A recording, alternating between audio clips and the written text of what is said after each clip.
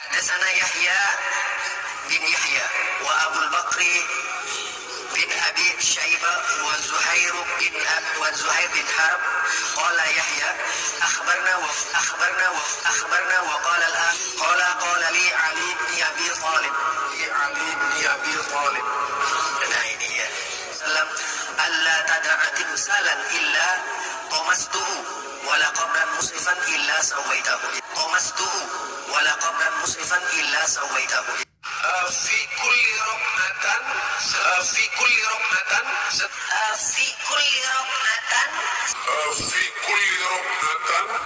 Assalamualaikum warahmatullahi wabarakatuh. Alhamdulillah wassalatu wassalamu ala Rasulillah wa ala alihi wa sahbihi wa mawala amma ba'du. Sahabat-sahabat Aswaja dan seluruh subscriber A'afanti Channel dimanapun berada, semoga Allah selalu merahmati dan memberikan hidayah dan taufiknya kepada kita semua. Amin Allahumma amin. Saya punya kakek orang Sumeneb yang ada di Jakarta, yang ada di PP Muhammadiyah. Jadi beliau itu sesepuh Sumeneb yang alhamdulillah menjadi lembaga dai khusus di kepengurusan pusat PP Muhammadiyah ya.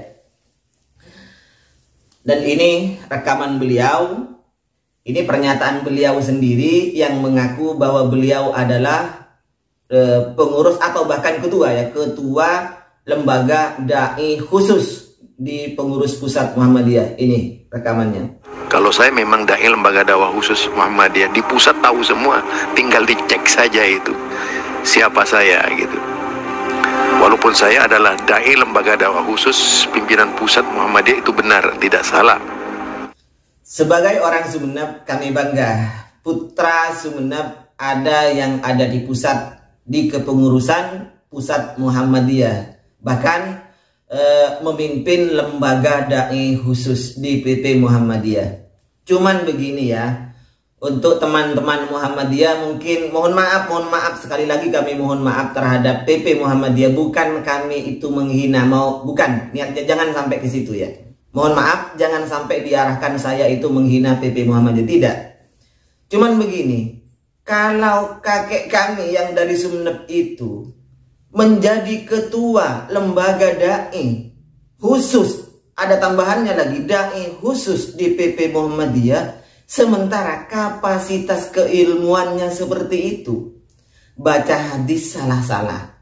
Salahnya itu fatal, kakek saya itu. Salahnya fatal, itu tidak paham tentang keilmuan. Bagaimana dia itu bisa memahami isi Al-Quran dan isi hadis kalau hanya bermodalkan terjemahan ya? Kalau hanya bermodalkan terjemahan, kakek saya itu bagaimana?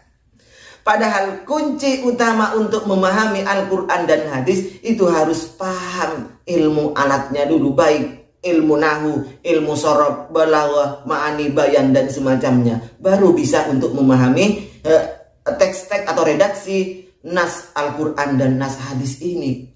Tapi kakek saya itu yang mengaku sebagai ketua lembaga dai khusus di Muhammadiyah itu ternyata membaca hadis saja salahnya itu lebih 10. Kok bisa ya seperti ini? Apakah PP Muhammadiyah itu sudah tidak ada yang bisa dijadikan sebagai pimpinan sehingga orang seperti kakek saya itu harus dijadikan pimpinan dai? Ini fatal loh. Membaca hadis fatal, itu merubah makna. Wasanan dibaca wasnan, maknanya berubah. Dari wasanan berhala menjadi wasnan. Wasnan itu artinya adalah menepati janji. Kemudian tomasta dibaca tomastu, kasarta dibaca kasartu.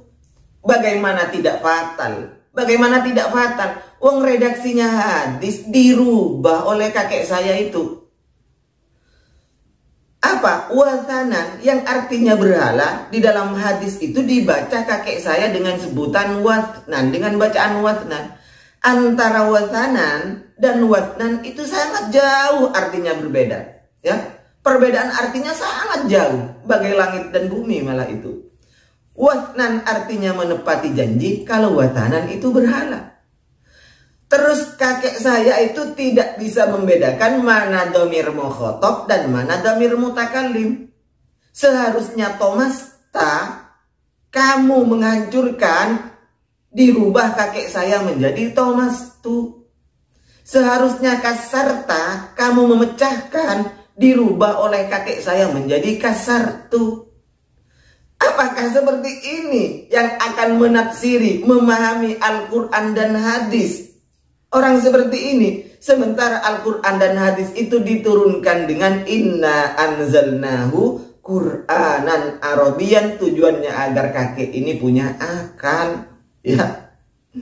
Makanya Ibnu Taimiyah, kayak silakan lihat Ibnu Taimiyah di dalam kitabnya Majmu'ul Fatawa, kayak juz 7, cek ya kayak ini, kayak baca sendiri. Saya tidak akan baca, kayak Ibnu Taimiyah mengatakan kesesatan ahli bid'ah disebabkan masalah ini, kayak mereka menyangka bahwa pemahaman yang kakek pahami itu berdasarkan terjemahan, tidak berdasarkan lughatul Arab, tidak berdasarkan pemahaman bahasa Arab yang benar, tidak menggunakan kaidah nahu, sarraf, bayan, ma'ani, ilmu alatnya untuk memahami bahasa Arab. Anda tidak bisa, kayak kemudian Anda mengatakan inilah suatu kebenaran, kayak itu adalah kesesatan yang nyata.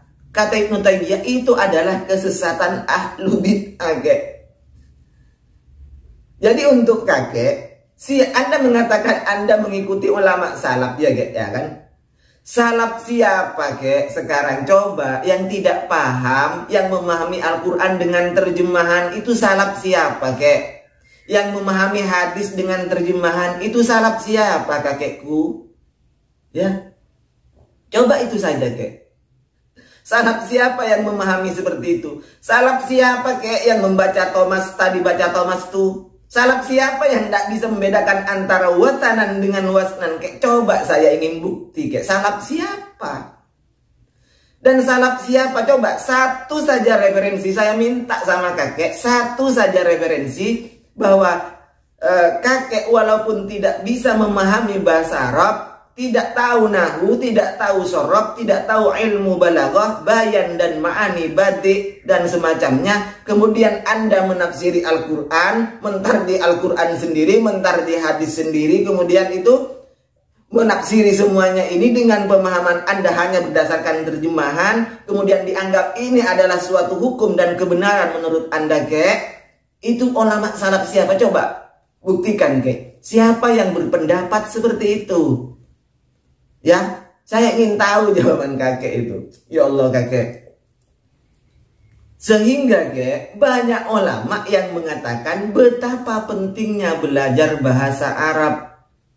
Belum tentu, kek, orang Indonesia mengerti tata cara atau sastra bahasa Indonesia. Belum tentu, kek.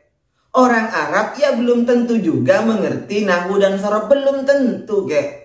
Sebagaimana Anda orang Sumeneb, ya, kek, belum tentu Anda mengerti parepesan Madura dan semacamnya di dalam bahasa Madura. Belum tentu bisa, kek. Saya orang Sumeneb, asli lahir di Sumeneb, hidup di Sumeneb, kek, belum paham betul bahasa Madura.